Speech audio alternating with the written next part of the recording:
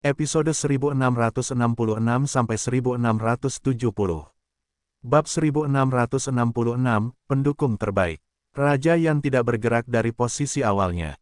Namun, hanya dengan genggaman tangan yang tampak biasa saja, seolah-olah awan gelap menutupi segalanya. Semua hasil bordir terkepung sepenuhnya. Zuan agresif dan meremas tangannya untuk menghadapinya. Suara keras terdengar, semua rumah bergoyang maju mundur. Namun, cakar mengerikan Raja Yan menghilang. Para penonton benar-benar tercengang. Penggunaan token emas yang legendaris itu dikenal tangguh, tetapi bukankah ini agak keterlaluan? Dia benar-benar mampu menghentikan serangan seorang Grandmaster. Mungkin Raja Yan tidak menggunakan seluruh kekuatannya. Raja Yan sangat terkejut. Ia tidak mengerahkan seluruh kekuatannya, tetapi untuk memastikan ia mendapatkan kembali rekening buku pentingnya, ia telah menggunakan sekitar 70% kekuatannya. Ia mengira itu akan lebih dari cukup untuk menghadapi utusan token emas, karena ia tahu seberapa kuat mereka pada umumnya. Namun, saat mereka beradu tadi, dia merasa seolah-olah kekuatannya meletus seperti jarum yang mengenai balon. Seolah-olah ada sesuatu yang menyedot segalanya. Mungkin dia menyimpan keterampilan untuk membela diri.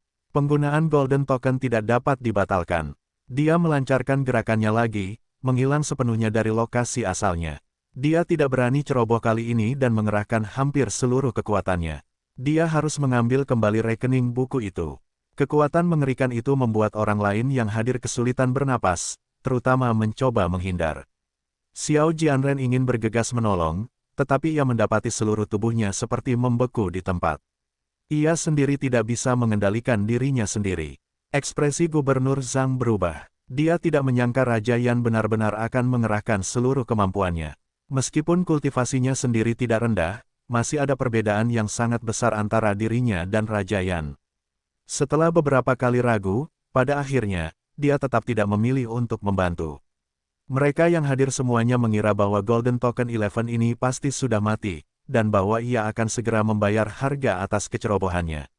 Namun siapa yang mengira bahwa ia tiba-tiba akan mengangkat tangannya? Raja Yan tercengang. Orang ini masih bisa bergerak di bawah tekananku. Lalu secepatnya. Tapi keterampilan macam apa ini? Mengapa aku tidak bisa melihat sesuatu yang menakjubkan tentangnya sekali?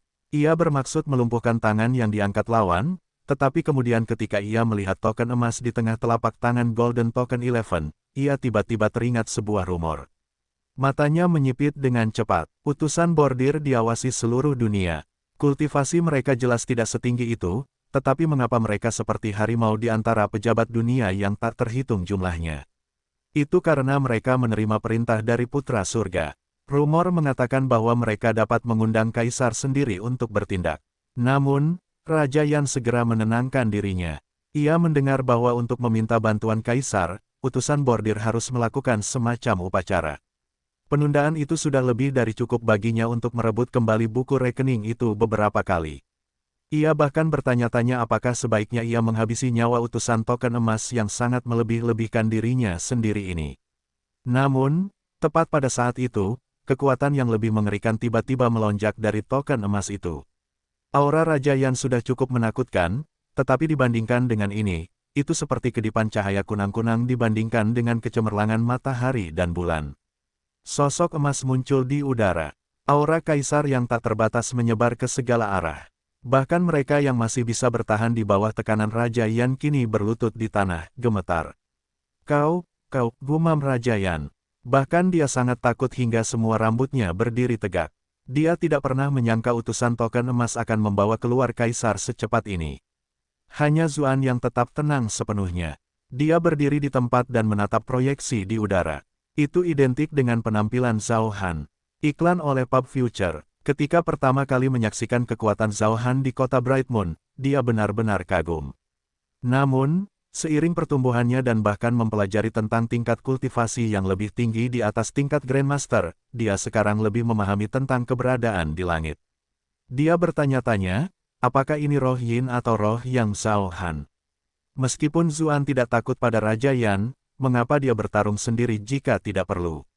Ketika dia mengalahkan penatua Sudari Kuil Kemurnian di Gunung Valet, lawannya baru saja berada di peringkat Master.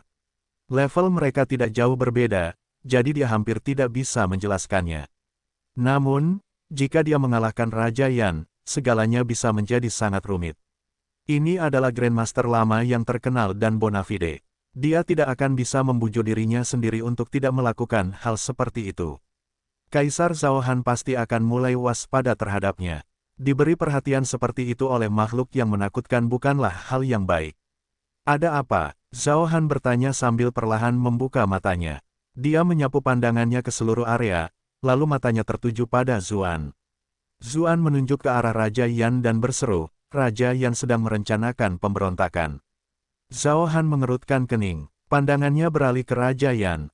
Raja Yan hampir muntah darah di tempat. Dia melotot ke arah Zuan dan berseru, omong kosong. Kapan aku memberontak? Dia tidak berani bersikap sedikit pun di hadapan Kaisar. Anda telah berhasil menipu Raja Yan untuk plus 444 plus 444 plus 444. Zuan mendengus. Saya adalah utusan token emas yang ditunjuk langsung oleh Yang Mulia, seseorang yang bertugas menyelidiki tanah kami. Apalagi yang bisa Anda lakukan selain pemberontakan dengan menyerang saya? Raja Yan menjawab dengan panik, apa maksudmu, menyerangmu? Itu hanya karena kau bicara omong kosong, jadi aku ingin membujukmu. Bicaralah dengan akal sehat, aku yakin kau ingin menghancurkan buktinya, bukan? Zuan membalas sambil mengangkat buku rekening di tangannya. Raja Yan merasa cemas. Zhao Han bertanya, apa sebenarnya yang terjadi? Zuan menjawab, buku catatan ini mencatat transaksi gelap Raja Yan dengan ras iblis, termasuk bukti penyelundupan barang-barang militer dan pembentukan pasukan pribadi. Saya dizalimi. Saya tidak tahu dari mana dia mendapatkan buku catatan acak itu untuk menjebak saya, tetapi saya selalu mendedikasikan segalanya untuk membela daerah ini dengan sungguh-sungguh demi Yang Mulia. Saya sama sekali tidak punya pikiran yang salah sedikit pun. Raja Yan berteriak dengan nada sedih hampir pada saat yang bersamaan, karena dia tahu bahwa dia masih punya kesempatan untuk bertahan hidup jika dia benar-benar menolak untuk mengakui kebenaran. Oh, Zuan tertawa dan menjawab, kalau begitu, mengapa Raja tiba-tiba memberontak, menyerangku untuk merampas buku catatan di tanganku?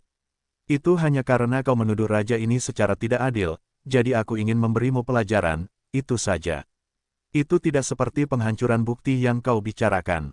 Raja Yan menjawab dengan cepat. Ia merasa seolah-olah pikirannya tidak pernah bekerja lebih cepat dalam hidupnya daripada saat ini. Keringat dingin membasahi sekujur tubuhnya.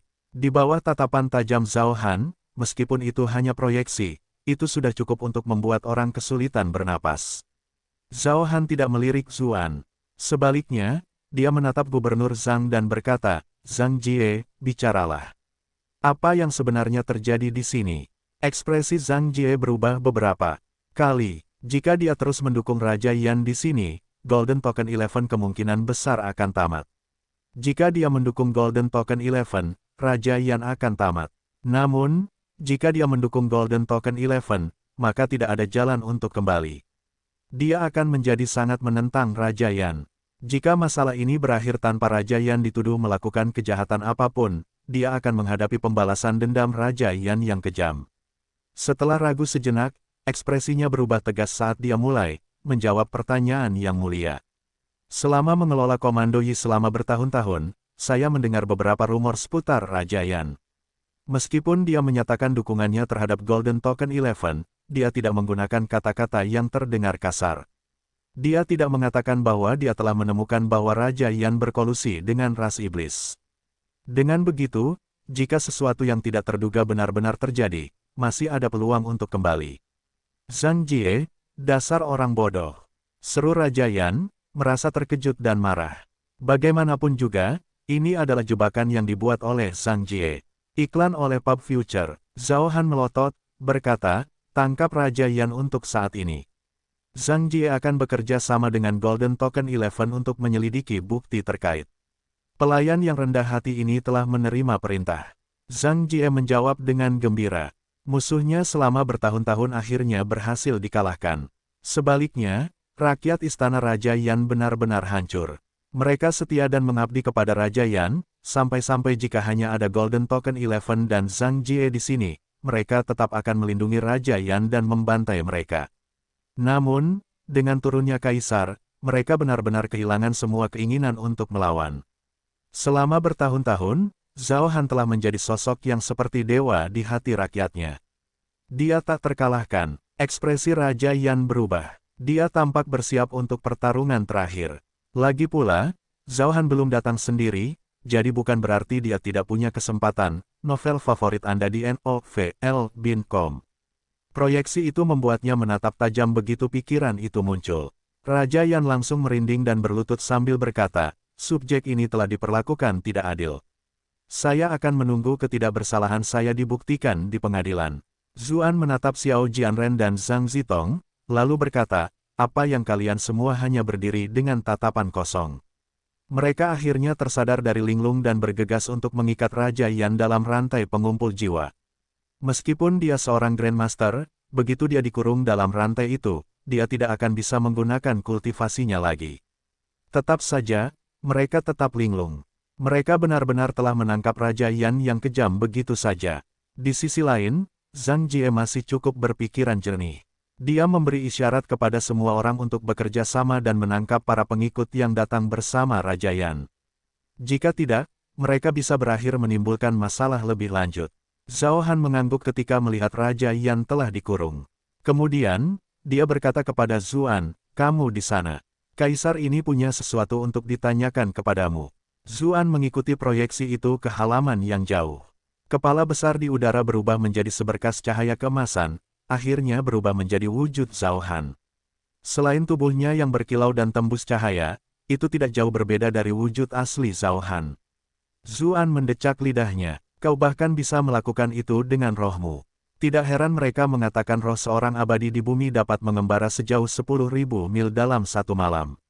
Aku ingin tahu apakah Zhao Han di Istana Kekaisaran harus mengerahkan segala upaya untuk melakukan ini. Zhao Han berdiri di sana dengan kedua tangan di belakang punggungnya sambil bertanya dengan acuh tak acuh, bagaimana? Kemajuan perbaikan Gunung Valet, semuanya berjalan dengan teratur dan menyeluruh, jawab Zuan, meskipun ia tentu tahu bahwa Kaisar sebenarnya tidak menanyakan hal itu. Ia menambahkan, namun, kompetisi besar 9 sekte Tao sedang diadakan sekarang, jadi ada banyak ahli yang berkumpul di sekitar Gunung Valet.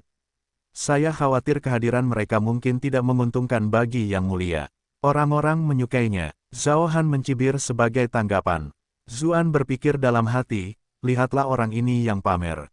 Dia sebenarnya agak mirip denganku dalam hal itu. Lanjutkan penyelidikanmu. Kaisar ini akan pergi. Sosok emas Zhao Han menghilang begitu dia selesai berbicara. Zuan tiba-tiba bergumam pada dirinya sendiri, dekrit Kaisar, yang dibawa oleh rahmat surga. Tahukah kau berapa banyak utusan bordir yang tidak berani memanggil Kaisar seumur hidup mereka? Bentak Zhao Han saat dia muncul kembali. Dia berusaha sebisa mungkin untuk tetap tenang, tetapi dia tidak bisa menahan tatapan tajam dan kejamnya. Anda telah berhasil menipu Zhao Han untuk plus 666 plus 666 plus 666. Lagi pula, seorang embroidered envoy biasa tidak memiliki hak untuk memanggil Kaisar begitu saja. Mereka perlu diberikan dekrit kekaisaran selama misi khusus. Meski begitu, kebanyakan dari mereka memilih untuk tidak menggunakannya pada akhirnya. Alasan pertama adalah karena kekuatan Imperial Edict biasanya sudah cukup, dan yang kedua adalah karena mereka tidak ingin terlihat tidak berguna di hadapan Kaisar.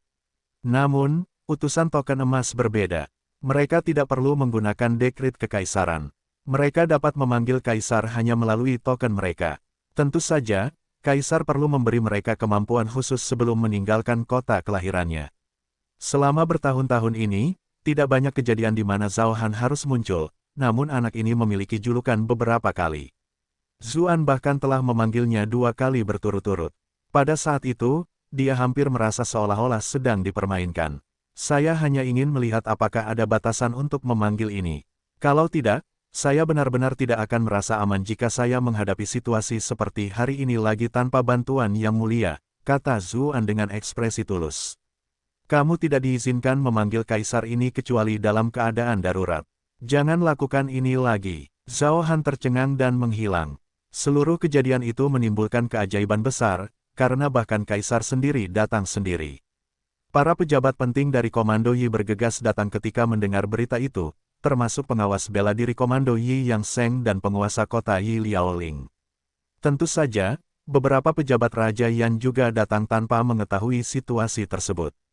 Ketika mereka mendengar bahwa Raja Yan telah ditahan, ekspresi mereka berubah drastis.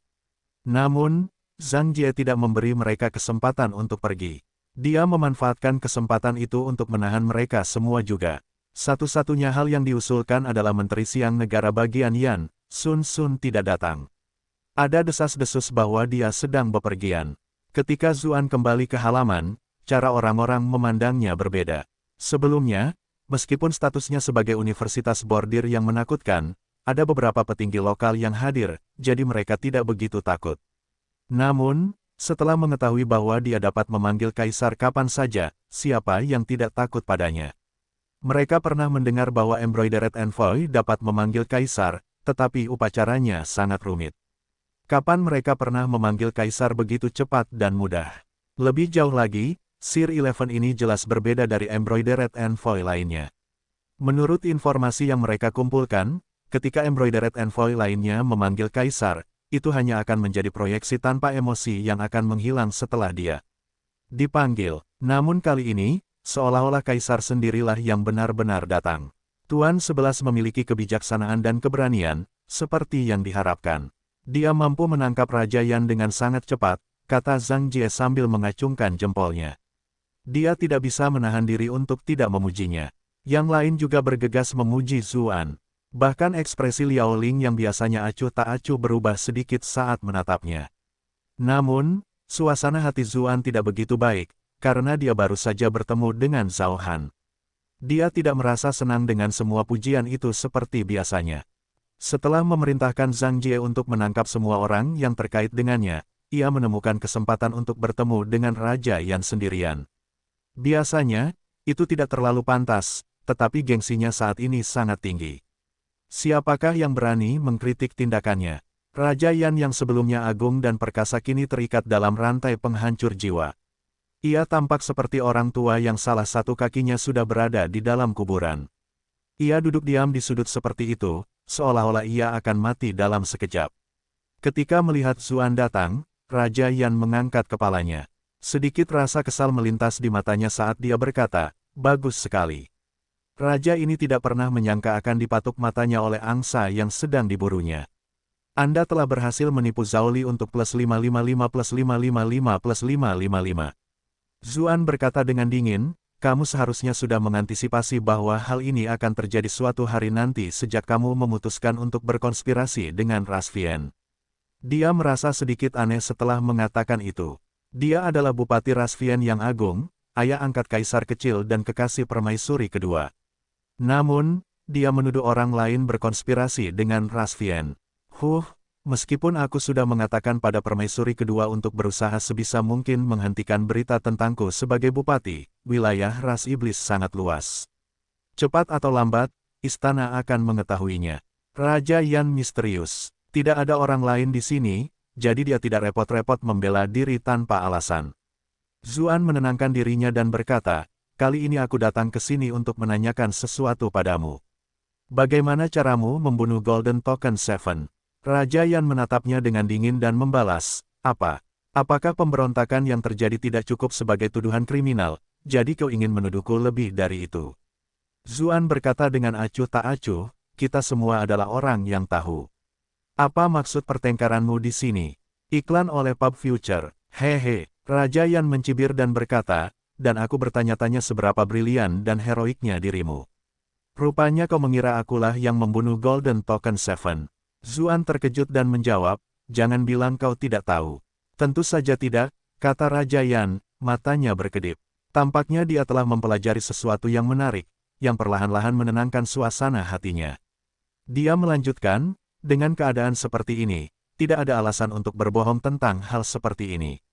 Zuan mengernyitkan dahinya. Dibandingkan dengan kejahatan penyelundupan dan pemberontakan, pembunuhan Golden Token 7 memang tampak tidak penting. Namun, sulit untuk berbicara juga. Bagaimanapun, kejahatan yang dituduhkan kepadanya bisa saja tidak terbukti. Ada kemungkinan dia hanya tidak mau mengakui pembunuhan Golden Token 7. Seolah merasakan bahwa Zuan tidak mempercayainya, Raja Yan melanjutkan, memang benar bahwa Golden Token 7 selalu menghalangi jalan raja ini, jadi aku membencinya dan berpikir untuk menyingkirkannya. Namun, statusnya terlalu sensitif. Dia adalah seseorang yang ditunjuk secara pribadi oleh Yang Mulia. Di tempat seperti Yi Komanderi yang penuh dengan mata kaisar, dia hanya menyentuh pemberontakan melawan kekaisaran di depan umum. Raja ini setidaknya tahu sebanyak itu. Tapi semua bukti sejauh ini sepertinya mengarah padanya, kata Zuan sambil menatap matanya. Apakah kamu menangkap Tuan Huo? Raja Yan tiba-tiba tersentak dan berkata dengan marah, orang itu tidak melakukan sesuatu dengan benar dan hanya menimbulkan lebih banyak masalah. Orang itu biasanya antisosial dan aneh. Kadang-kadang, dia pergi untuk melakukan beberapa hal misterius, hanya untuk kembali beberapa hari kemudian.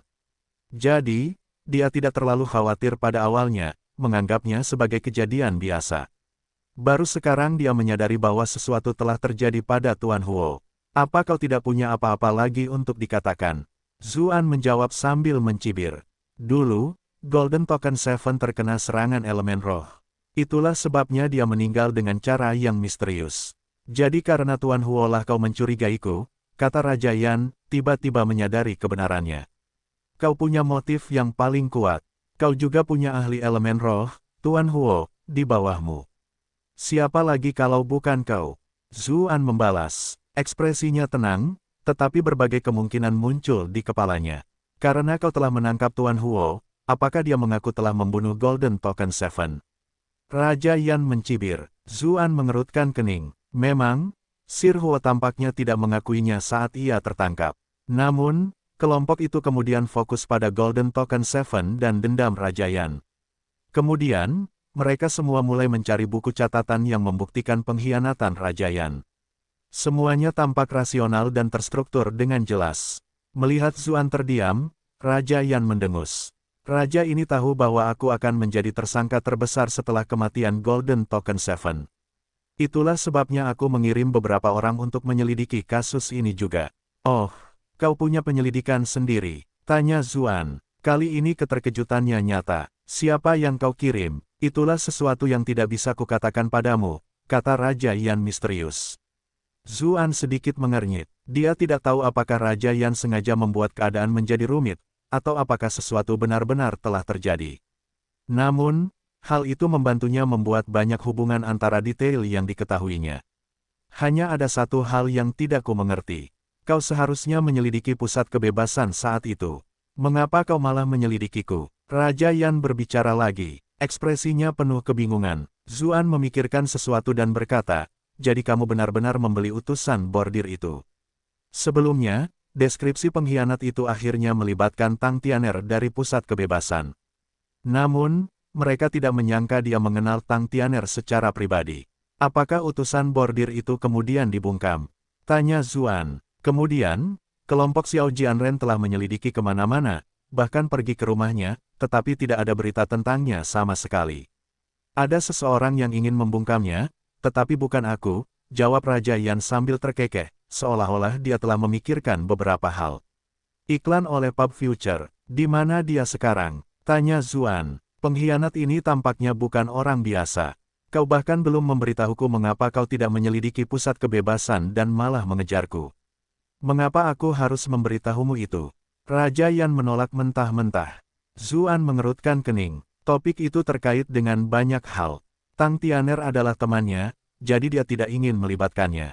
Meskipun aku tidak tahu mengapa kau tidak mau menyelidiki pusat kebebasan, aku akan tetap memberimu nasihat. Dalam kasus kematian Golden Token Seven, pusat kebebasan kemungkinan terlibat, kata Raja Yan sambil tersenyum. Setelah alarm awal karena ditangkap, dia tampaknya telah menyadari beberapa hal. Dia lebih santai sekarang. Zuan bertanya kepadanya tentang beberapa hal lagi, tetapi dia tidak mengatakan sepatah kata. Pun, Zuan menggertakkan giginya saat melihat itu. Dia benar-benar ingin menggunakan kartu Iku Experience untuk melawan orang ini. Namun, setelah beberapa saat ragu-ragu, dia tidak melakukannya dan malah meninggalkan penjara. Zuan memanggil Zhang Zitong dan Xiao Jianren, memerintahkan mereka untuk bekerja sama dengan pejabat Zhang Jie untuk menyelidiki rincian buku rekening, serta mengamankan semua kesaksian dan bukti manusia terkait. Keduanya sangat gembira. Ini adalah kasus besar. Jika mereka berhasil, mereka akan memperoleh pahala selama beberapa tahun. Zuan kemudian berbicara dengan Zhang Jie, Yang Seng, Liao Ling, dan pejabat lokal lainnya dari Komando Yi. Ia menyuruh mereka melacak sisa orang-orang Raja Yan, dan menugaskan mereka untuk menahan orang-orang seperti pewaris Raja Yan dan Menteri Siang, Sun Sun secepat mungkin. Setelah menugaskan semua tugas itu, dia pergi. Dia memiliki terlalu banyak keraguan yang harus dia selidiki. Begitu dia meninggalkan rumah gubernur, dia tiba-tiba merasakan sesuatu. Dia menoleh untuk melihat ke arah tertentu. Dia melihat sesosok tubuh perlahan berjalan keluar dari balik pohon besar. Meskipun dia berpakaian serba hitam, dengan sosok yang familiar dan aura yang luar biasa, siapa lagi kalau bukan Yan Suehen? Kakak Yan, seru Zuan. Suasana hatinya yang tadinya mudah tersinggung tiba-tiba menjadi tenang. Aku tidak melakukan ini karena aku khawatir tentang keselamatanmu atau apapun. Aku hanya merasakan kekuatan kaisar, jadi aku tidak bisa menahan rasa ingin tahuku dan datang untuk melihatnya, kata Yan Suehen dengan ekspresi yang tidak wajar. Zuan menghela napas dan berkata, akhirnya kau di sini. Aku hampir dibunuh oleh kaisar tadi. Ekspresinya tampak lemah. Dia memejamkan mata dan pingsan, jatuh ke satu sisi. Teriakan ketakutan memenuhi udara, dan kemudian dia bisa merasakan bahwa dia sedang bersandar pada tubuh yang lembut. Ada apa? Yan Suehen bertanya dengan gugup. Dia memeriksa denyut nadinya. Namun, ekspresinya berubah dengan cepat dan dia mendorongnya menjauh, sambil berseru, kamu menipuku lagi. Anda telah berhasil menipu Yan Suehen sebesar +33 +33 +33. Namun, Zuan tidak terdorong. Malah, dia memeluknya erat-erat seolah-olah mereka saling menempel. Lepaskan, teriak Yan Suehen, berusaha melawan dengan lebih keras. Namun, pada akhirnya, dia tidak menggunakan kekuatan tingkat Grandmasternya karena takut melukainya secara tidak sengaja. Zuan menghela napas dan berkata, Kakak Yan, sepertinya kamu jelas-jelas mengkhawatirkanku. Mengapa kamu harus berbohong pada dirimu sendiri? Siapa yang mengkhawatirkanmu? Sudah kubilang aku tiba-tiba melihat kaisar, mulutnya tertutup oleh bibir yang panas membara sebelum dia sempat menyelesaikan kalimatnya. Matanya yang indah langsung melebar, dan pikirannya juga menjadi kosong. Beberapa saat kemudian, dia akhirnya tersadar dari lamunannya dan mendorongnya menjauh. Dia malu sekaligus kesal, lalu membentak, apa yang kamu lakukan? Sementara itu, dia secara refleks melihat sekeliling. Jangan khawatir, tidak ada orang lain di sini, kata Zuan sambil tersenyum. Puncaknya adalah yang dimahkotai dengan sentuhan kemerahan yang benar-benar pemandangan yang sangat indah. Kunjungi novelbin.com untuk pembaruan. Apakah masalahnya adalah apakah ada orang di sekitar kita atau tidak? Kau benar-benar berani memperlakukanku dengan tidak hormat. Teriak Yan Suehen. Seluruh tubuhnya gemetar, mungkin karena marah atau khawatir. Apakah ini yang disebut tidak hormat? Lalu, apa sebutan untuk apa yang kita lakukan sebelumnya? Zuan membalas, menatap langsung ke mata. Bab 1668, 2 jam. Kau, Yan Suehen terdiam, menatap Zuan. Dadanya naik turun dengan hebat, menunjukkan betapa terguncangnya dia. Setelah beberapa saat, dia menarik napas dalam-dalam dan berkata, sudah kubilang aku sudah lupa apa yang terjadi saat itu. Apa kau benar-benar lupa? Jawab Zuan. Ia menatap sistem rage, tetapi ia tidak melihat adanya poin rage. Ia tidak bisa menahan senyum. Tentu saja, jawab Yan Suehen, raut wajahnya berubah dingin. Dia segera berbalik untuk pergi. Zuan menghela napas dan berkata, jika kamu benar-benar lupa, kamu pasti sudah melawanku sampai mati saat kamu dicium tadi. Dengan kepribadian Yan Suehen yang normal, lupakan saja menciumnya. Disentuh oleh seorang pria saja akan mengakibatkan tangan itu dipotong. Yan Suehen hampir pingsan di tempat. Dia berbalik dan menatapnya dengan ekspresi tidak ramah, berseru, apakah kamu idiot? Kamu tidak akan puas kecuali aku membunuhmu atau semacamnya. Anda telah berhasil menipu Yan Suehen sebesar +99 +99 +99. Zuan tertawa terbahak-bahak, katanya, tentu saja aku puas. Aku benar-benar bahagia, itu artinya aku masih penting bagimu. Yan Suehen menarik napas dalam-dalam untuk menenangkan dirinya, lalu berkata, jangan terlalu narsis. Satu-satunya alasan aku tidak membunuhmu adalah karena kau suami Cuyan. Aku hanya tidak ingin dia merasa patah hati. Baiklah, baiklah, baiklah. Aku percaya padamu, kata Zuan sambil menatapnya dengan senyum lebar. Wanita ini cukup menarik saat dia sedang kesal. Yan Suehen hampir saja marah ketika mendengar kata-kata yang jelas-jelas tidak tulus itu. Dia membentak, apa niatmu sebenarnya? Dia bertekad bahwa jika dia berani mengatakan kata-kata bodoh itu lagi, dia akan segera menghunus pedangnya dan memotong lidahnya. Anda telah berhasil menipu Yan Suehen untuk plus 222 plus 222 plus 222. Zuan menyingkirkan senyumnya dan berkata dengan ekspresi serius, aku tahu ada banyak sekali masalah yang menghalangi jalan kita, dan aku tidak tahu bagaimana cara mengatasinya. Aku juga tidak ingin membuatmu tidak bahagia, kalau begitu, mengapa kamu tidak menjadi pacarku selama 2 jam saja? Kalau begitu, kita akan berpisah dan aku tidak akan terlibat denganmu lagi. Pacar 2 jam, apa maksudmu? Yan Suehen bertanya sambil mengerutkan kening. Dia seharusnya merasa lega ketika dia mengatakan bahwa dia tidak akan terlibat dengannya lagi, tetapi mengapa dia tidak merasa senang sama sekali? Butuh waktu sekitar 2 jam untuk kembali ke Gunung Valet dari sini. Kita akan menjadi sepasang kekasih saja selama perjalanan pulang. Begitu kita kembali ke Gunung Valet, kita akan menjadi orang asing.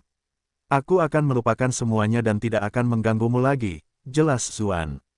Yan Suehen merasa gelisah. Jika dia bisa membuatnya berhenti terlibat dengannya lagi sebagai gantinya, itu bukanlah kesepakatan yang buruk. Akhirnya akal sehatnya menang. Harus ada penyelesaian di antara mereka berdua pada akhirnya. Menghabiskan 2 jam bersama sebagai sepasang kekasih, lalu menutup semua kenangan itu, bisa menjadi cara untuk menenangkan dirinya sepenuhnya. Dia tidak perlu lagi mengkhawatirkan keuntungan dan kerugian pribadinya sendiri. Dia menarik napas dalam-dalam dan berkata, baiklah, tapi kamu tidak boleh melakukan hal aneh apapun. Jika kita akan menjadi sepasang kekasih, tentu saja kita harus melakukan apa yang dilakukan sepasang kekasih, kata Zuan. Namun, ketika dia melihat ekspresinya berubah tiba-tiba, dia segera menjelaskan, tetapi kita pasti tidak akan melakukan apa yang kamu pikirkan. Bagaimanapun, kita harus terbang kembali. Tiba-tiba dia teringat apa yang terjadi di Bluefield Country. Melakukannya sampai ke sana bukanlah hal yang sepenuhnya mustahil, dan Ratu Rubah itu lembut dan menakjubkan. Aku tidak bisa menahan perasaan bahwa senyummu itu mengandung niat buruk, kata Yan Suehen sambil sedikit mengernyit. Namun, ketika dia memikirkan bagaimana mereka akan terbang, dia berpikir bahwa Yan Suehen tidak akan memiliki kesempatan untuk melakukan sesuatu yang berlebihan. Oleh karena itu, dia setuju dan berkata, baiklah. Aku harap kamu menepati janjimu. Iklan oleh Pub Future. Zuan dengan gembira berlari menghampiri dan meraih tangannya. Tangannya terasa dingin saat disentuh, seolah-olah dia sedang memegang batu giok. Yan Suehen gemetar. Dia secara refleks ingin menarik tangannya kembali, berteriak, apa yang kamu lakukan? Bukankah ini hal yang wajar di antara sepasang kekasih? Tanya Zuan sambil menatapnya bingung. Napas Yan Suehen tercekat di tenggorokannya. Saya kemudian berpikir tentang bagaimana ini hanya akan berlangsung selama 2 jam. Setelah beberapa saat ragu-ragu, pada akhirnya, ia tidak menolak. Mereka berdua berjalan bersama di bawah langit senja itu saja. Suara kicauan serangga di sekitar mereka dari waktu ke waktu membuat tempat itu tampak lebih damai. Ketika merasakan panas yang berasal dari tangannya, Yan Suehen merasa tidak nyaman. Untuk meredakan rasa ragu, ia bertanya, apa yang sebenarnya terjadi di rumah gubernur? Zuan secara garis besar menceritakan apa yang baru saja terjadi. Saat dia menghirup aroma samar yang menyengat di udara, dia benar-benar merasa bahagia. Kaisar itu sangat kuat, jadi aku bahkan tidak berani mendekat lebih awal karena takut ketahuan, kata Yan Suehen. Dia masih merasa sedikit takut. Apakah itu jiwa yin atau yang dari makhluk abadi bumi? Tanya Zuan. Dia adalah seorang Grandmaster yang sudah terkenal sejak lama, jadi dia mungkin lebih tahu tentang itu daripada dirinya sendiri. Dilihat dari apa yang kau katakan, itu pasti jiwa yangnya. Namun, meskipun dia muncul beberapa kali, aku belum pernah mendengar dia memperlihatkan jiwanya. Sepertinya dia benar-benar memperlakukanmu secara berbeda, kata Yan Suehen, merasa tersentuh. Apa maksudmu, dia memperlakukanku secara berbeda? Bukankah itu hanya karena dia khawatir ada sesuatu yang aneh terjadi di Gunung Valet? Zuan menjawab dengan nada meremehkan. Apa maksudmu? Yan Suehen bertanya dengan heran. Dia jelas memahami maksud di balik kalimatnya. Zuan tidak menyembunyikan kebenaran dan mengatakan kepadanya bahwa Zhao Han telah mengirimnya untuk memperbaiki istana Gunung Valet, tetapi misi sebenarnya adalah untuk memeriksa bahaya tersembunyi di sana. Yan Suehen menyeringai dan berkata, jadi kamu curiga bahwa orang-orang dari Sekte Taois sebenarnya ada di sini karena mereka ingin bertindak melawan Kaisar. Kalau begitu, mengapa kamu memberitahuku tentang ini? Aku juga dari Sekte Taois. Zuan menatap wajah sempurna tanpa celah itu dengan tenang dan berkata, karena kita sepasang kekasih. Sepasang kekasih adalah orang yang paling dekat dan paling akrab satu sama lain di seluruh dunia. Mengapa aku harus menyembunyikan ini darimu? Yan Suehen sangat tersentuh. Apakah itu beratnya kata, kekasih? Namun, dia masih tidak tahan dengan tatapan tajamnya dan mengalihkan pandangannya sedikit, berkata, jangan khawatir. Kaisar sangat tangguh. Bahkan 9 sekte yang dijumlahkan tidak akan menjadi tandingannya. Mengapa kita melebih-lebihkan diri kita sendiri dan melakukan hal seperti itu? Sulit untuk mengatakannya dengan pasti, Zuan terdiam. Ekspresinya tiba-tiba berubah dan dia berkata, oh tidak. Jika aku dapat memanggil Kaisar kapan saja dengan token emas, dapatkah dia memantau semua yang kulakukan melalui token emas jika dia mau? Dia adalah penjahat besar. Ada terlalu banyak kesempatan bagi Kaisar untuk mengetahui rahasianya. Yan Suehen tidak dapat menahan senyum ketika melihat betapa gugupnya dia. Dia berkata, jangan khawatir. Dia hanya meninggalkan sedikit aura pada token emasmu. Itu cukup baginya untuk merasakan dan mendatangimu saat dibutuhkan. Tidak mungkin dia bisa terus-menerus mengawasimu kecuali dia benar-benar menyimpan sebagian jiwa yangnya di token itu. Namun, itu akan terlalu berbahaya bagi seorang abadi di bumi. Karena jika kamu bertemu dengan musuh yang sangat kuat dan sebagian jiwa itu hancur, itu akan memberikan pukulan telak bagi kekuatan Kaisar. Dia menatap Zuan sebelum melanjutkan, meskipun kamu memiliki banyak rahasia, di mata Kaisar, tidak mungkin kamu layak mengambil risiko sebesar itu. Selain itu, kamu biasanya menyimpan token emasmu di ruang penyimpanan juga. Bahkan jika dia melakukan sesuatu pada token itu, dia tetap tidak dapat memantau tindakanmu. Zuan tidak dapat menahan diri untuk tidak mendesah sebelum menjadi jauh lebih rileks. Ia berkata, sepertinya kau selalu mengawasiku. Kau bahkan tahu bahwa aku menyimpan token emas itu di tempat penyimpananku. Ekspresi Yan Suehen menjadi sedikit tidak wajar. Dia mendengus. Aku tidak buta, loh. Kemudian, dia melanjutkan, benar, dilihat dari apa yang baru saja kamu katakan. Kedengarannya seolah-olah kamu percaya pada Raja Yan ketika dia mengatakan bahwa dia bukanlah orang yang membunuh Golden Token Seven. Iklan oleh Pub Future. Ya, si tua bangka itu tidak mau mengatakan yang sebenarnya kepadaku bahkan setelah berakhir dalam situasi seperti ini. Dia masih menyuruhku menyelidiki pusat kebebasan, Zuan mencibir. Kalau begitu, dia pantas mendapatkan semua yang akan terjadi padanya. Kedengarannya kau tidak benar-benar ingin menyelidiki pusat kebebasan, kata Yan Suehen sambil berkedip. Ia mengamati reaksinya dengan saksama. Setelah ragu-ragu sejenak, Zuan mengangguk dan berkata, aku tidak akan menyembunyikannya darimu. Aku punya teman di pusat kebebasan yang memperlakukanku dengan cukup baik. Mengapa aku harus menyelidiki mereka hanya karena apa yang dikatakan Raja Yan? Bagaimanapun, Raja Yan punya motif dan kemampuan. Buktinya sudah cukup. Temanmu dari pusat kebebasan adalah seorang wanita, kan? Dan dia pasti wanita yang sangat cantik, Yan Suehen mencibir. Namun, dia masih merasa hangat di dalam hatinya, karena dia telah berbagi rahasia yang begitu dalam. Ekspresi Zuan menegang. Dia menjawab, apa hubungannya ini dengan cantik atau tidak? Yang penting dia temanku. Tentu saja, mereka tidak bisa menjadi temanmu jika mereka jelek, kata Yan Suehen sambil memutar matanya. Dia sepertinya bisa melihat dengan jelas apa yang dipikirkan Yan Suehen. Zuan terdiam. Wanita ini terlihat seperti wanita cantik yang dingin dan pendiam, tapi lidahnya juga sangat tajam. Yan Suehen tiba-tiba berkata, kamu harus menjaga jarak dari pusat kebebasan di masa depan. Tidak ada manfaatnya jika terlalu dekat dengan mereka. Zuan tercengang. Dia menangkap beberapa implikasi dari kata-katanya dan bertanya, mengapa? Setelah ragu sejenak, Yan Suehen berkata perlahan, jangan beritahu siapapun apa yang hendak kukatakan padamu, terutama jangan kepada mereka yang dari istana. Zuan menggigil dan menjawab, baiklah. Berdasarkan sejarah Sekte Giok Putih, aku mengetahui bahwa pusat kebebasan mungkin memiliki hubungan dengan keluarga kerajaan dinasti Meng, kata Yan Suehen perlahan. Dinasti Meng, dinasti sebelumnya, tanya Zuan dengan terkejut. Yan Suehen mengangguk dan menjelaskan, alasan mengapa dinasti Zhou berkuasa adalah karena dinasti ini dibangun di atas fondasi dinasti Meng. Di masa lalu, dinasti Meng juga merupakan zaman yang gemilang. Sekte-sekte Tao menerima banyak keuntungan saat itu, namun, ada pertikaian antara saudara-saudara memperebutkan takhta. Jadi begitu kaisar naik takhta, ia selalu waspada terhadap saudara-saudaranya dan anggota klan kekaisaran lainnya. Kaisar-kaisar berikutnya tidak pernah melepaskan kebijakan-kebijakan itu, tidak mengizinkan anggota klan lainnya memperoleh otoritas apapun. Perilaku itu sendiri tidaklah mengejutkan, tetapi kebetulan saja kaisar-kaisar yang menggantikan takhta semuanya memiliki rentang hidup yang agak pendek. Karena itu, beberapa menteri penting menjadi penatua. Karena kaisar-kaisar itu masih muda, ketika perang dengan ras-ras Vian berlanjut, otoritas secara bertahap direbut oleh para penatua itu sebagai gantinya. Zuan menghela nafas dan berkata, nenek moyang dinasti ini tidak lain adalah subjek dengan otoritas terbesar saat itu.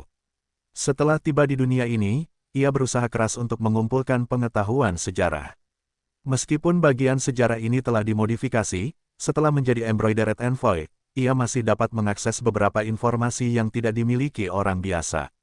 Yan Suehen mengangguk pelan dan berkata, benar sekali. Leluhur pendiri dinasti ini telah membangun prestise yang luar biasa dalam perang melawan ras iblis. Pada waktunya, alih-alih dinasti Meng sudah bisa diduga. Para tetua lainnya yang melindungi dinasti Meng telah dikalahkan selama bertahun-tahun, jadi mereka tidak lagi memiliki kekuatan untuk menghentikannya. Tentu saja, pada akhirnya dinasti itu tetaplah dinasti yang gemilang. Dinasti Meng tidak puas dengan leluhur dinasti Zhou yang naik takhta. Mereka mengumpulkan kekuatan dan melancarkan beberapa pemberontakan berskala besar. Namun pada akhirnya, mereka semua dikalahkan. Para pejabat istana juga melakukan kekejaman terhadap faksi dinasti Meng.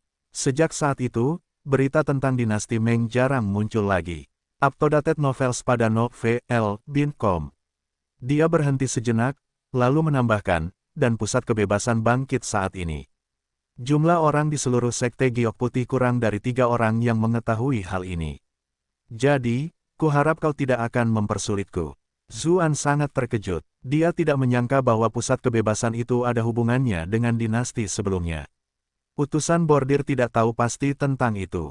Satu-satunya alasan mengapa Yan Suehen memiliki informasi seperti itu mungkin karena sekte Giok Putih dan dinasti Meng memiliki hubungan yang cukup erat saat itu. Dia tak bisa menahan diri untuk tidak memegang tangan Yan Suehen dan berkata dengan nada pelan, kau bahkan memberitahuku rahasia besar sekte Giok Putih. Yan Suehen tersipu. Dia mengerutkan bibirnya kecil dan berkata, bukankah kita sepasang kekasih? Kamu bilang sepasang kekasih tidak perlu menyembunyikan apapun dari satu sama lain. Di bawah sinar bulan, wajahnya berkilau seperti batu giok yang berkilauan. Ada lapisan cahaya redup yang menutupi seluruh tubuhnya yang membuatnya tampak sangat mempesona. Zuan benar-benar tersentuh. Dia tidak bisa menahan diri dan menariknya ke dalam pelukannya yang erat. Tubuh Yan Suehen menegang. Secara naluriah ia ingin mendorongnya, tetapi setelah mengangkat tangannya beberapa kali, akhirnya ia memeluk bahunya dengan lembut. Apapun itu hanya akan berlangsung sebentar saja. Bab 1669, Aku Punya Teman. Yan Suehen punya alasan, 2 jam, untuk membantunya rileks. Dia jelas juga berencana untuk mencurahkan segalanya untuk romansa 2 jam ini, karena hanya dengan begitu dia bisa mengakhiri hubungan mereka tanpa penyesalan. Dengan begitu, dia benar-benar bisa memutus emosi tersebut. Setelah berpelukan, hubungan mereka tampak lebih alami. Keduanya berpegangan tangan saat berjalan bersama. Mungkin karena Yan Suehen merasa malu, atau mungkin karena dia merasa ragu, tetapi pada akhirnya, dia tidak dapat menahan diri dan bertanya, apakah kamu tidak akan menyelidiki Hope of Freedom sama sekali setelah mengetahui latar belakang mereka? Apa yang perlu disumbangkan, itu tidak ada hubungannya denganku, kata Zuan sambil menatapnya dengan saksama. Lagi pula, meskipun ada hubungan, itu tidak memisahkan dirimu. Aku tidak peduli dengan hal lain selama 2 jam ini. Menghabiskan waktu bersama adalah hal yang paling penting. Yan Suehen sedikit khawatir. Apakah ini yang disebut perasaan hubungan romantis? Dia merasa senang sekaligus malu saat ini. Pada saat yang sama, ada beberapa perasaan khawatir yang misterius bercampur aduk. Keduanya berada di bawah sinar rembulan itu saja.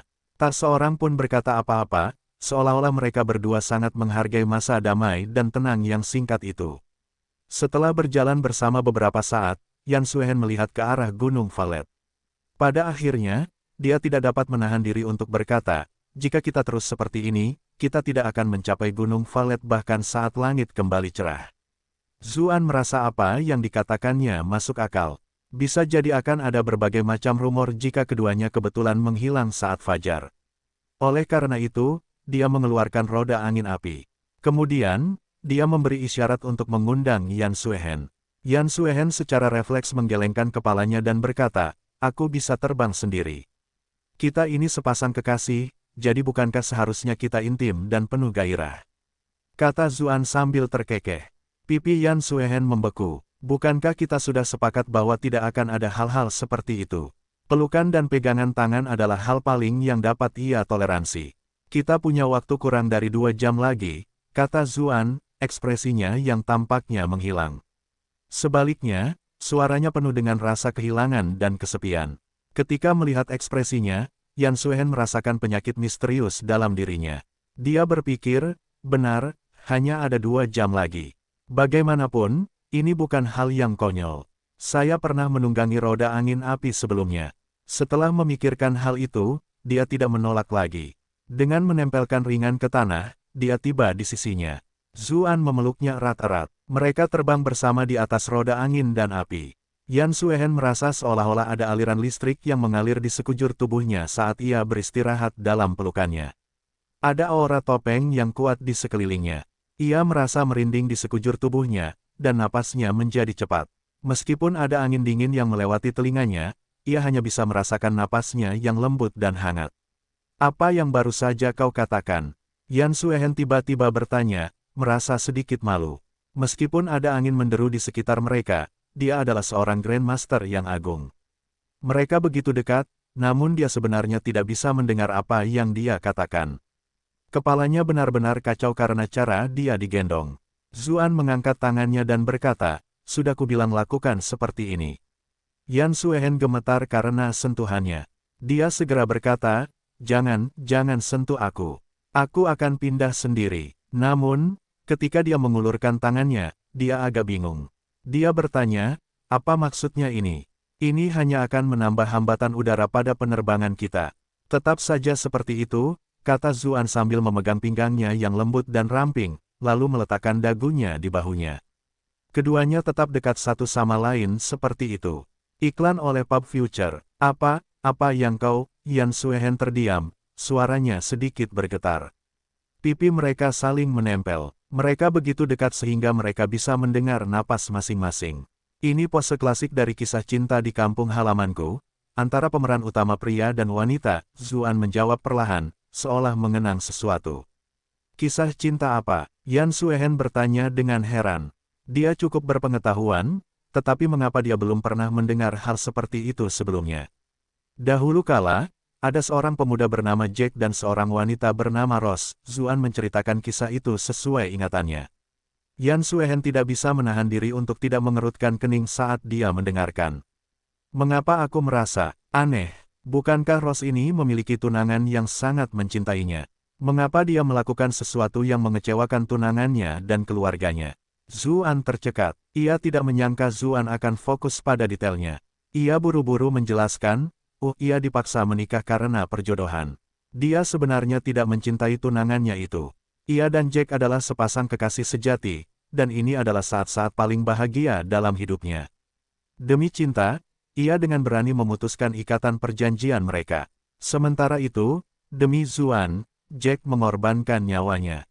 Yan Suehen tiba-tiba berkata, apakah kau menceritakan kisah ini padaku karena kau menyiratkan bahwa aku harus melanggar aturan dan mengizinkannya? Zuan terdiam. Bukankah ada yang salah dengan cara berpikir wanita ini? Dia menjawab, itu tidak masuk akal. Hanya saja kita terbang di langit, jadi secara naluriah aku ingin melakukan pose klasik ini. Pada saat yang sama, aku ingin berbagi cerita denganmu. Yan Suehen menyeringai. Tidak sering dia melihatnya tampak tertekan. Tapi apakah anak ini benar-benar berpikir aku tidak tahu apa yang sedang direncanakannya? Dia melanjutkan, jika Rose dan Jack benar-benar saling mencintai, maka setelah Jack meninggal untuknya, dia seharusnya tetap sendiri selama sisa hidupnya. Mengapa dia masih menikah dengan pria lain dan melahirkan begitu banyak anak? Zuan menggaruk kepalanya dan berkata, kalau soal itu, kurasa kita bisa bilang saja kalau budaya mereka berbeda. Mengorbankan diri demi cinta bukanlah sesuatu yang layak diperjuangkan. Yan Suehen menggelengkan kepalanya dan berkata, menurutku ceritamu aneh. Ada banyak bagian yang tidak masuk akal. Zuan merasa sedikit sedih. Benar-benar seperti yang dikatakan Yun Jianyu, Yan Suehen benar-benar wanita yang dingin. Dia benar-benar fokus pada plot hole dalam kisah romansa yang menyentuh hati. Namun, Yan Suehen juga merasa sedikit bimbang. Dalam cerita Zuan, Jack dan Rose pernah berciuman setelah berpelukan seperti ini. Apa yang akan dia lakukan jika Jack menciumnya di sini? Meskipun dia tidak mau mengakuinya, dia tahu bahwa dia tidak akan menolaknya sebanyak sebelumnya. Bagaimanapun, keduanya telah mengalami hal-hal yang paling intim bersama. Mereka telah berciuman sekali sebelumnya, jadi apa lagi? Ah, Yan Suehen, omong kosong macam apa yang sedang kamu pikirkan? Satu-satunya hal yang saya setujui dengannya adalah 2 jam ini. Ini dapat dianggap sebagai akhir dari hubungan kami yang bernasib buruk. Ikuti novel-novel terkini di NOV3LB Info per meter. Tapi selain ciuman, aku pasti tidak akan membiarkan dia melakukan apapun lagi. Terutama tangan-tangan nakalnya itu. Kalau dia berani menyentuhnya sembarangan, aku pasti akan membekukannya. Apalagi hal yang lebih jauh lagi. Kenangan tentang gunung salju besar itu tak dapat dielakkan muncul di benaknya. Kulitnya berubah menjadi merah muda samar, dan seluruh tubuhnya menjadi sedikit lebih lembut. Beberapa saat kemudian, dia mengerutkan bibirnya. Mengapa anak ini begitu patuh hari ini? Dia tidak menciumku, dan lengannya hanya memeluk pinggangku dengan lembut. Dia tidak melakukan hal lain. Iklan oleh Pub Future. Beberapa saat kemudian, dia tidak dapat menahan diri untuk menggigit bibirnya. Mereka hampir sampai di Gunung Valet, namun dia masih belum menciumnya. Tidak akan ada kesempatan lagi. Namun, saat mereka tiba di dekat Gunung Valet, Zuan hanya memeluknya dengan lembut. Dia tidak melakukan apapun. Ini pertama kalinya aku tidak senang dengan kecepatan roda api angin, kata Zuan sambil mendesah. Ia melepaskannya dan melanjutkan, kita berpisah saja di sini. Ada banyak Grandmaster di gunung dan indera ilahi menyebar kemana-mana. Reputasimu akan rusak jika kita ketahuan oleh mereka. Ia melambaikan tangan ke arahnya dan berjalan menuju gunung dengan ekspresi sedih. Banyak sekali skenario Zuan yang mengganggu Yan Suehen terlintas di benaknya, termasuk bagaimana dia akan menghadapinya satu persatu. Dia tidak menyangka Zuan akan menyerah begitu saja. Saat itu, dia merasa sangat tidak enak badan. Dia sudah mempersiapkan diri, berpikir bahwa dia akan mengabdikan dirinya sepenuhnya pada romansa 2 jam ini. Sejauh ini, selama dia tidak melewati batas akhir, dia bisa menerima apapun. Begitulah cara dia ingin mengakhiri semuanya sehingga dia tidak akan menyesal dan bisa mendapatkan kesimpulan yang tepat. Kemudian, dia bisa melupakan semua yang dia rasakan tentangnya. Setelah itu, dia bisa menghadapinya dan Cuyan sebagai senior yang tepat. Sejak saat itu, hanya akan ada Master Sekte Yan, tidak akan pernah lagi kakak besar Yan itu. Namun, semua tidak berjalan sesuai rencananya. Pria ini tiba-tiba menjadi pria sejati, membuatnya bingung. Bibirnya terbuka dan tertutup beberapa kali, tetapi setelah ragu-ragu sejenak, dia tidak mengatakan apapun untuk waktu yang lama. Bagaimana mungkin dia yang pertama kali berbicara tentang hal-hal seperti itu? Ketika dia mengganti pakaiannya dan kembali ke halamannya, dia melihat bahwa Cucuyan sedang menunggunya. "Tuan, kemana Anda pergi?" tanya Cucuyan, menghela napas lega saat melihat Yan Suehen kembali. "Aku pergi jalan-jalan," Yan Suehen berkata, merasa sedikit kesal. Dia tidak mungkin mengatakan bahwa dia baru saja berkencan selama 2 jam dengan suami Cuyan, kan? Cucuyan menatapnya dengan heran, lalu berkata, "Tuan tampaknya sedang kesal karena sesuatu. Mungkin Anda bisa menceritakannya kepada saya dan saya akan mencoba membantu Anda." "Kau terlalu banyak berpikir. Aku baik-baik saja," kata Yan Suehen. Dia tentu saja tidak ingin bicara terlalu banyak. Cucuyan tidak menyerah, dan melanjutkan, "Guru, kita sudah hidup bersama begitu lama. Bagaimana mungkin aku tidak bisa melihat bahwa Anda sedang memikirkan sesuatu? Aku tahu Anda tidak ingin aku terganggu, tetapi guru juga penting bagiku." Yan Suehen tahu bahwa dia tidak bisa menipu muridnya yang cerdas itu dengan mudah. Dia menggelengkan kepalanya, merasa bersalah saat berkata, "Kamu tidak akan bisa membantuku dengan ini." "Duh, bagaimana jadinya kalau dia tahu kebenarannya, bagaimana mungkin dia memandang suaminya sendiri. Sulit untuk mengatakannya, kata Cucuyan sambil berpegangan erat pada lengan Yan Suehen. Guru pasti tahu lebih banyak daripada saya dalam hal kultivasi, tetapi guru mungkin tidak memiliki banyak pengalaman dalam urusan duniawi. Saya mungkin bisa memberikan wawasan yang berbeda. Baik atau buruk, dia telah mengelola klan besar di kota Brightmoon selama bertahun-tahun. Dia tentu saja lebih tahu tentang dunia sekuler daripada tuannya yang angkuh. Yan Suehen hendak menolak, tetapi dia tidak dapat menahan tatapan penuh harap Cuyan. Dia hanya dapat berkata, sebenarnya, inilah yang terjadi. Aku punya seorang teman, dan mereka, tanpa sadar melakukan kesalahan. Namun, jika mereka membicarakan kesalahan ini, itu akan menyakiti orang-orang terdekat mereka. Namun, jika mereka tidak membicarakannya, itu akan membuat mereka merasa sangat gelisah dan tidak nyaman. Jika itu adalah orang-orang terdekat mereka, mereka pasti akan memaafkan orang itu atas kesalahan yang tidak disengaja itu, jawab Cucuyan. Pada saat yang sama, dia bertanya-tanya siapa teman yang dibicarakan oleh tuannya ini. Paman Chen, Bibi Xiao. Yan Suehen menggelengkan kepalanya dan berkata, kesalahan semacam ini bukanlah kesalahan yang bisa dimaafkan oleh orang terdekat mereka. Jika mereka mengetahuinya, mereka berdua tidak akan lagi menjadi orang terdekat satu sama lain, dan mereka bahkan bisa menjadi musuh. Jadi seperti itu. Kalau begitu itu agak sulit, kata Cucuyan. Dia mengerutkan kening dan terdiam. Yan Suehen tersenyum pahit. Ini lebih dari sekadar rumit. Cucuyan tiba-tiba mengangkat kepalanya. Tuan, temanmu itu, jika mereka punya kesempatan, apakah mereka akan melakukan kesalahan itu lagi?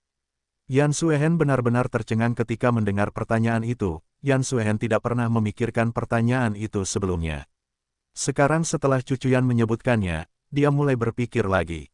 Di masa lalu, Zuan telah merencanakan hidupnya beberapa kali untuk menyelamatkannya, sampai-sampai tubuhnya berakhir di ambang kehancuran. Apakah dia benar-benar hanya berdiri di sana tanpa melakukan apapun dan melihatnya mati? Ketika dia memikirkan hal itu, dia berkata perlahan, mereka mungkin akan melakukannya lagi. Cucuyan berkata sambil tersenyum, kalau begitu, apa lagi yang bisa membuat teman itu merasa kesal? Meskipun itu adalah kesalahan yang tidak memalukan, sudah cukup bagi mereka untuk tidak menyesalinya. Mengenai konsekuensinya, mereka bisa menghadapinya nanti. Mereka hanya bisa menyeberangi jembatan begitu mereka sampai di sana, karena mereka selalu bisa menemukan jalan. Temuan bab baru di novelbin.com. Tuannya biasanya memiliki sikap yang tenang dan kalem. Dia adalah ratu sejati dari puncak gunung yang beku. Dia bahkan tidak memiliki sedikit pun kekasaran duniawi. Itulah mengapa Cucuyan tidak berpikir bahwa tuannya yang terhormat ini bisa menjadi teman yang sedang dibicarakannya. Pikiran pertamanya adalah bahwa itu adalah seseorang yang dikenal Yan Suehen. Namun, dengan sifat gurunya, ia hanya memiliki beberapa orang yang dapat dianggap teman di lingkungannya, dan tidak ada satupun dari mereka yang benar-benar cocok dengan deskripsi sebelumnya. Tidak mungkin itu Yun Jianyu dari Sekte Iblis, kan? Ketika Yan Suehen mendengar nasihat muridnya, dia secara misterius merasa lebih baik. Dia berkata, Cuyan, terima kasih. Cucuyan tersenyum dan menjawab, saya senang karena bisa ikut menanggung sebagian kekhawatiran guru. Yan Suehen merasa khawatir dan segera berkata, aku akan mencari kesempatan untuk menyampaikan hal ini kepada temanku. Cucuyan tidak curiga padanya. Dia dengan senang hati mulai membahas kompetisi berikutnya. Keesokan paginya, para pengikut berbagai sekte berkumpul di Golden Peak, ingin melihat siapa yang akan menjadi juara terakhir. Mereka semua berspekulasi tentang siapa yang akan menang. Berdasarkan pengamatan harian, lebih banyak yang mendukung Peng Wuyan. Lagi pula, Pei Mianman bahkan sudah bertarung melawan Ziyin selama babak penyisihan grup, dan dia juga sudah cukup banyak cedera. Ziyin bahkan belum mencapai peringkat master. Sementara itu, Peng Wuyan memiliki lebih banyak prestasi dan telah menang melawan banyak murid yang diwakilinya. Dia bahkan menang melawan Wu Xiaofan, yang telah diakui secara luas sebagai nomor 1. Tentu saja, pendukung Pei Mianman agresif karena Ziyin memiliki senjata tingkat abadi. Kekuatan aslinya tidak lebih rendah dari pesaing tingkat master, Wu Xiaofan dan Wan Guiyi. Para juri juga muncul satu demi satu. Wang Wuxi tentu saja duduk di kursi utama. Matanya diam-diam melirik ke arah posisi Yan Suehen. Ketika dia melihat sosok putih yang dikenalnya itu, dia langsung menjadi sedikit lebih bahagia. Meskipun dia sudah melupakan cinta masa lalunya dan tidak ingin ada sesuatu pun di antara mereka berdua, hanya melihatnya saja sudah membuatnya senang. Namun, entah sengaja atau tidak, Yan Suehen melirik ke arah Zuan. Cinta selama 2 jam tidak hanya tidak memberikan kepuasan yang dicarinya sehingga dia bisa menghilangkan semua perasaannya, tetapi juga membuatnya semakin bingung. Untungnya, setelah pencerahan yang diberikan cucu Yan, rencananya saat ini hanya menjalani segala hal yang diinginkannya. Zuan memperhatikan Yan Suehen. Dia mengangguk sedikit ke arahnya, lalu melanjutkan berbicara dengan orang-orang di sekitarnya. Yan Suehen tiba-tiba merasa sedikit hampa. Ia terbiasa dengan panggilan, kakak Yan, yang kurang terbuka dan melakukan segala macam hal yang memalukan padanya. Namun, sekarang setelah dia tiba-tiba bersikap begitu acuh tak acuh, dia tidak tahu harus bereaksi seperti apa. Dia tiba-tiba sedikit terkejut ketika mengingat apa yang telah mereka sepakati, bahwa mereka tidak akan berhubungan lagi setelah pengalaman berpacaran selama 2 jam. Tidakkah kamu bilang dia benar-benar berencana untuk menindaklanjutinya? Itulah yang diharapkannya, tetapi ketika hal itu benar-benar terjadi, dia benar-benar terkejut. Ketika melihat alis indah Yan Suehen berkerut, Guan Chouhai dari Sekte Kesedihan Surgawi tidak dapat menahan diri untuk bertanya, apa yang tampaknya ada dalam pikiran Master Sekte Yan. Mungkin kami dapat memberikan beberapa pemikiran jika Anda membaginya dengan kami. Dengan pelatihan dan kemampuan kami, hanya ada sedikit hal di dunia ini yang tidak dapat kami selesaikan. Dengan begitu banyak orang di sini, dia tidak dapat bersikap tidak tahu malu atas panggilan Perian. Wang Wuxi sedikit mengernyit. Ia hampir lupa bahwa Guan Chouhai sebelumnya juga merupakan pengejar Yan Suehen yang bersemangat. Namun, dia tidak terlalu khawatir. Seseorang yang seburuk Guan Chouhai bahkan tidak menjadi ancaman bagi orang seperti dirinya. Ia menolak untuk percaya bahwa seseorang yang murni dan beraliran dewi akan menyukai seseorang seperti dirinya. Iklan oleh Pub Future. Benar saja, Yan Suehen berkata dengan dingin, Master Sekte Guan pasti salah paham. Aku hanya ingin tahu mengapa kontestan lainnya belum datang. Malam sebelumnya, ketika muridnya menanyakan hal yang sama, dia merasa sedikit tersentuh. Namun, Guan Chouhai tidak ada hubungannya dengan dia. Apa haknya untuk mencoba membantu mengatasi kekhawatirannya? Ketika merasakan sedikit kedinginan dalam setiap pembicaraannya, Wang Wuxi hampir tertawa terbahak-bahak. Bajingan Guan ini benar-benar melebihi-lebihkan dirinya sendiri. Aku terlalu malu untuk mencoba menarik perhatiannya, namun bahkan orang sepertimu berpikir kau bisa. Namun, dia segera memikirkan apa yang dikatakan Yan Suehen. Dia melihat ke panggung dan sungguh, hanya Pei Mianman yang ada di sana. Peng Wuyan tidak terlihat di manapun. Bukan hanya dia, tetua Peng dari Pulau Kekosongan dan murid-murid lainnya tidak datang sama sekali. Wang Wuxi mengerutkan kening. Dia memanggil Feng Wuchang dan berkata, adik laki-laki, tolong periksa keadaanku. Feng Wuchang mengangguk. Kemudian, dia terbang ke arah halaman Pulau Kekosongan. Para siswa di bawah ini langsung membuat kemajuan. Jangan bilang Peng Wuyan tidak datang karena dia takut. Lelucon itu apa? Kultivasi Peng Wuyan jelas lebih tinggi, jadi mengapa dia harus takut? Lalu sesuatu mungkin terjadi. Tidak mungkin gadis Pei ini akan memenangkan kompetisi ini hanya karena keberuntungan, kan? Berbagai macam diskusi terjadi di bawah sana. Zuan juga tercengang. Efek pil keberuntungan itu seharusnya tidak bertahan lama, bukan? Mengapa Pei Mianman menang lagi tanpa bertarung? Tiba-tiba, sesosok tubuh berlari kembali dengan marah. Sosok tak lain adalah tetua Peng dari Pulau Kekosongan. Feng Wuyan bahkan tidak dapat mengejarnya karena ia mengikuti dari belakang. Semua orang yang ada di kursi juri menjadi sedikit gelisah saat melihat tindakannya dan buru-buru bertanya, apa yang sebenarnya terjadi, tetua Peng? Wuyan menghilang. Tetua Peng menjawab, ekspresinya benar-benar muram. Tempat itu menjadi nyata. Apakah keberuntungan Pei Mianman benar-benar sebagus itu? Guan Chouhai bertanya dengan rasa ingin tahu, apa maksudmu? Dia hilang. Penatua Peng memperhatikan dan menjawab, apakah telingamu tidak berfungsi? Apalagi yang dimaksud dengan hilang? Dia tidak ada di kamarnya saat aku pergi mencarinya pagi ini. Para murid dan aku mencari kemana-mana, tetapi tidak menemukan dimanapun. Guan Chouhai langsung menelan ludahnya. Dia hampir saja memulai perkelahian dengannya saat itu juga, tetapi berhenti saat menyadari betapa tertekannya gadis itu. Para tetua di kursi juri saling memandang dengan cemas. Selama bertahun-tahun kompetisi Taoisme yang hebat, hal yang belum pernah terjadi sebelumnya. Wang Wuxi tidak dapat menahan diri untuk bertanya, mungkinkah dia menemui sesuatu dan harus pergi?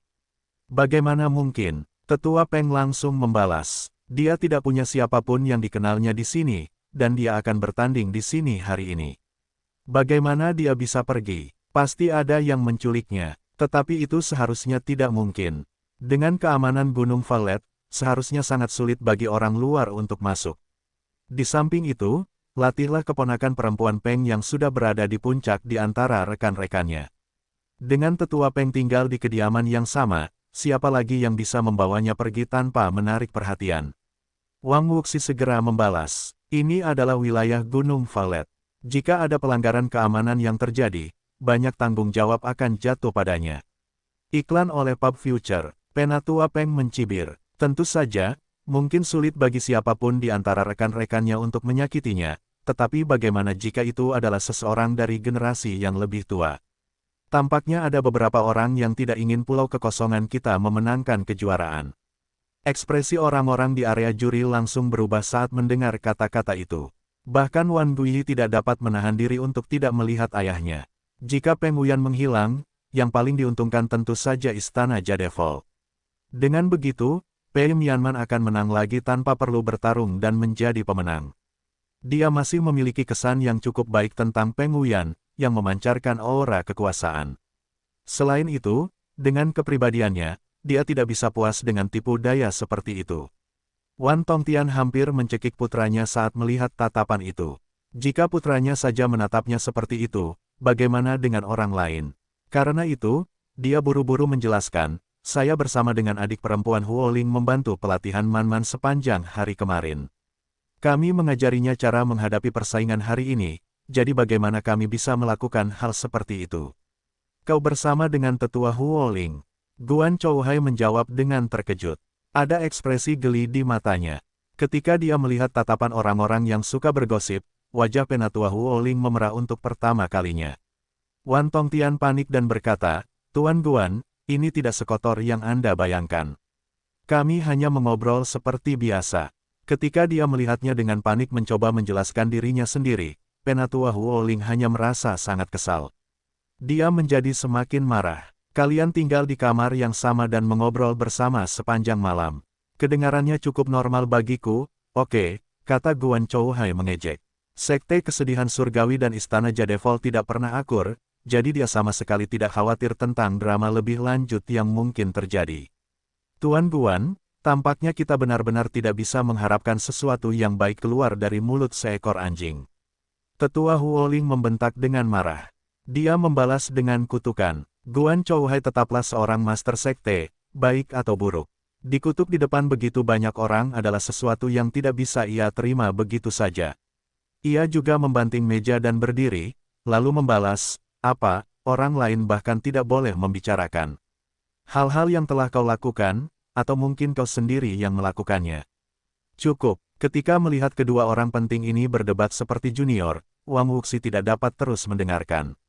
Dia berkata, kita perlu membahas kasus hilangnya keponakan perempuan Peng. Jangan berlarut-larut. Dia menatap Penatua Peng setelahnya dan melanjutkan. Keponakan Peng yang terhormat memiliki tingkat kultivasi yang tidak rendah, dan kamu juga ada di sisinya.